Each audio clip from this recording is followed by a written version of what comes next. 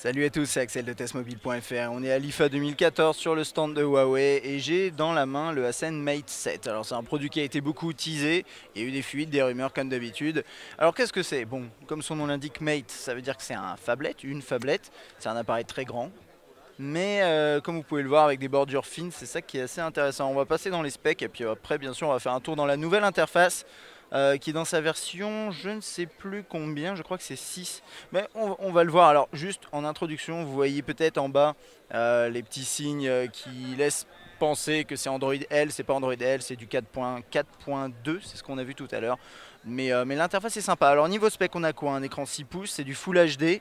Apparemment Huawei a estimé que c'était suffisant pour du 6 pouces. D'après ce que je vois là, ça a l'air pas mal effectivement, on verra. IPS LCD, compatible LTE catégorie 6, c'est pas surprenant.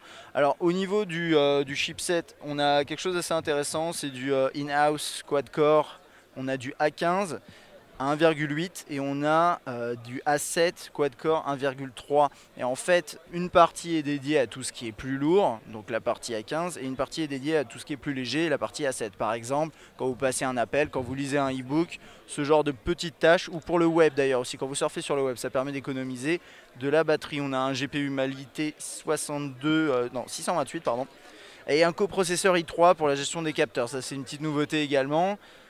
Et à l'arrière, on va le voir après, mais on a un capteur d'empreinte digitale.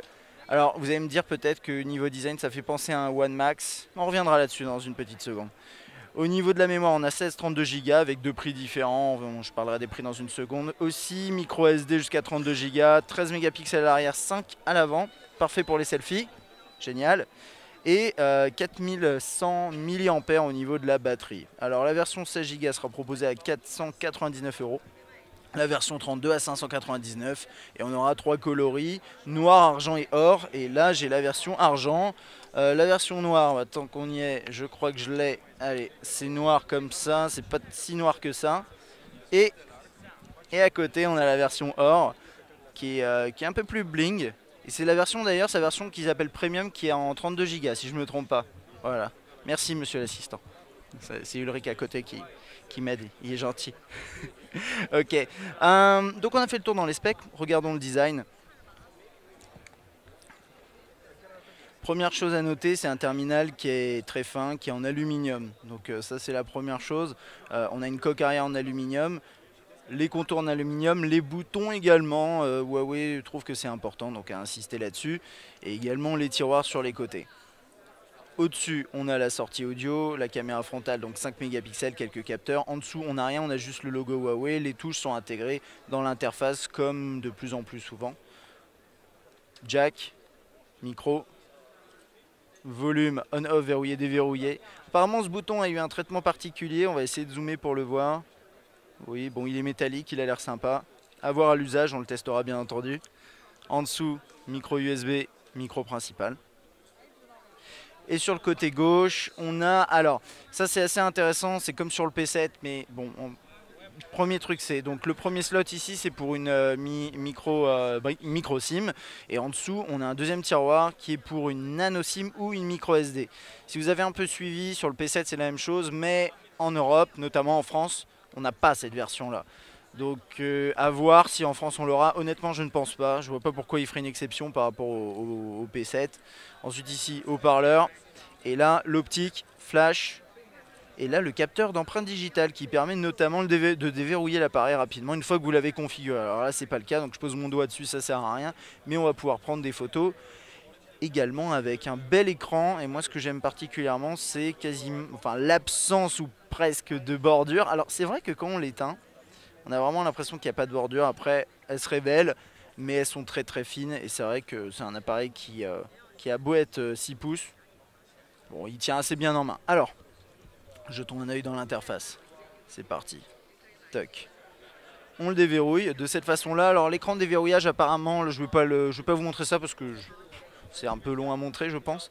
Mais il y a un système de... C'est un peu comme ce qu'a montré Samsung hein, sur le, je sais pas où ça va être dans Unlock Screen je pense, mais vous avez un système de différentes images qui peuvent charger, que vous pouvez aller chercher sur des plateformes pour mettre sur l'écran de déverrouillage. Ils appellent ça des magazines des thèmes de magazines. C'est un peu étrange, mais vous avez cette possibilité-là. Et là, ils ont changé vraiment les icônes. Ils ont aussi joué sur, par exemple, ce genre d'éléments-là, des lignes, des petits carrés, des petits ronds, des cercles, ce genre de petites choses. On va le trouver un peu partout dans l'interface. Alors là, vous voyez pas très bien. Voilà, je vais zoomer un petit coup. Donc c'est très clair, très blanc. Et en fonction du fond d'écran que vous mettez dans l'interface, vous aurez un thème un petit peu différent. Alors ici, c'est très blanc. Et je pense que cette zone-là reste blanche. Et regardez, par exemple, ici, on a un système de timeline. Alors ça, c'est plutôt sympa avec vos notifications qui s'affichent en fonction du temps. Bon, là, on n'a rien, mais ça peut être intéressant une fois que c'est fonctionnel. Et puis ensuite, dans cette nouvelle interface, ce qui est aussi intéressant, c'est, regardez, on peut défiler sur les côtés de cette façon-là. Là, il n'y a pas de contact, c'est un peu dommage, mais normalement, on pourrait, écoutez, ce que je peux faire, c'est créer un faux contact qui va s'appeler comme ça. C'est pas un vrai nom. Voilà, hop. Et ensuite, je reviens en arrière, j'ai mon contact. Je peux rentrer dedans. Alors ça va ouvrir, voilà, typiquement une première pop-up. Je peux défiler sur le bas et avoir l'historique des appels. Je reviens en arrière en faisant back. Et ici, si vous avez défini votre fiche, à vous, votre fiche de contact, vous pouvez descendre comme ça.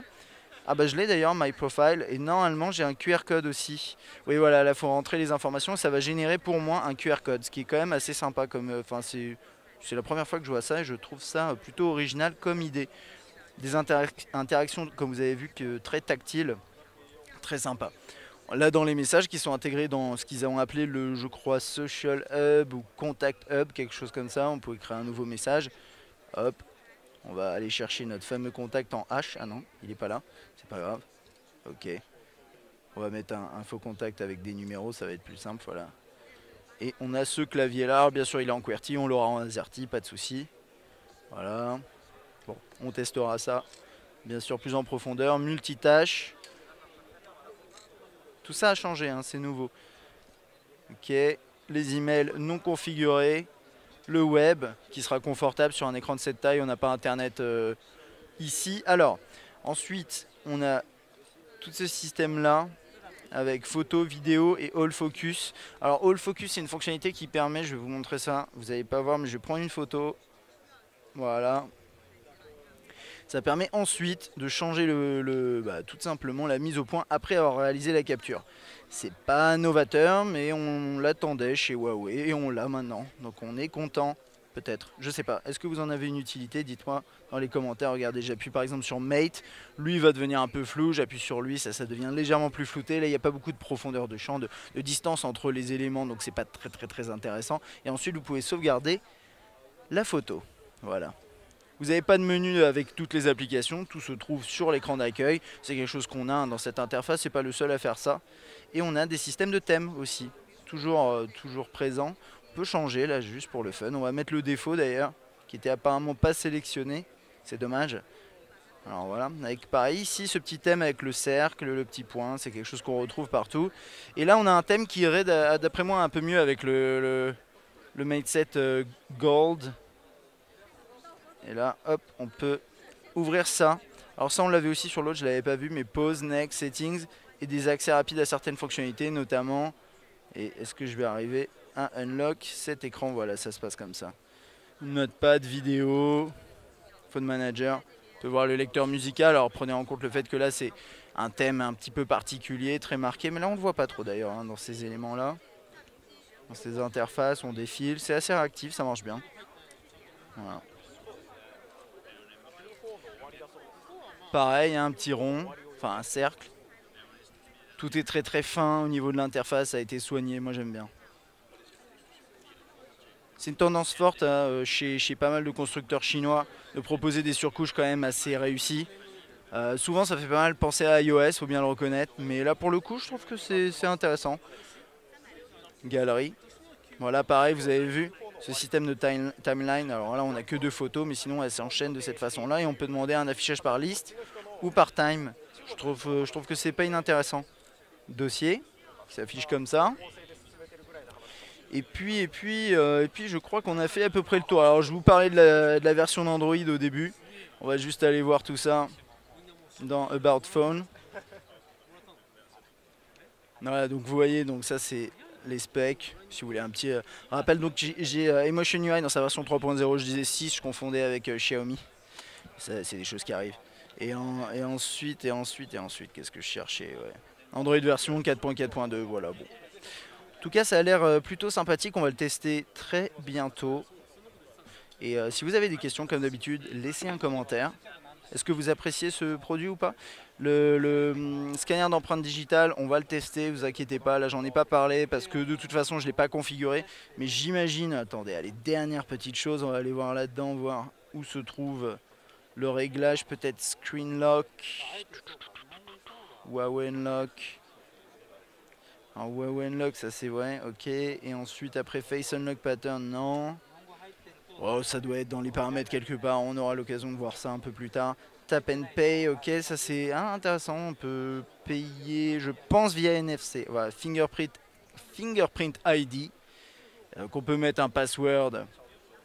Je vais mettre plutôt un PIN, c'est plus simple. Allez, on termine avec ça quand même, c'est pas inintéressant. 1, 2, 3, 4, hop, voilà. Toc.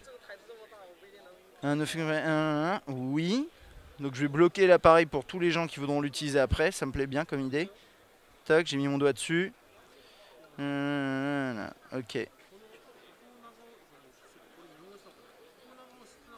While unrolling your fingerprint, keep your finger on the sensor and lift when you feel vibration. Ouais. Alors je suis en train de faire ce qu'il me dit. Je crois. Ah, ok, et ça n'a pas marché. C'est pas grave, on le testera quand on aura un peu plus de temps. Mais en tout cas, voilà, le système normalement a l'air assez rapide. Enfin, c'est ce qu'ils disent.